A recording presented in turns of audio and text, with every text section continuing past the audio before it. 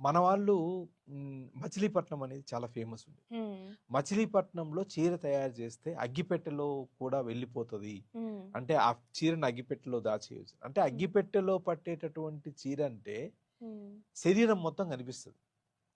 దీన్నే విదేశీయులు, గ్రీకు దేశస్థులు దాన్ని ఇష్టంగా కొనేవాళ్ళు. హ్మ్. సో దాన్ని కర్టన్ అంటారు. హ్మ్.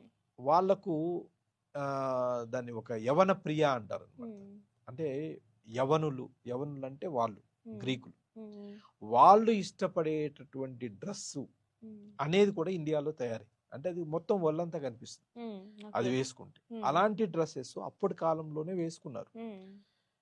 ఇక్కడ మీరన్నట్లు దృష్టిలో తేడా ఉండాలి అంటే హ్మ్. దృష్టిలో తేడా అనేటటువంటి దాన్ని కూడా మనం ఎవరిని శాసించలేము. హ్మ్.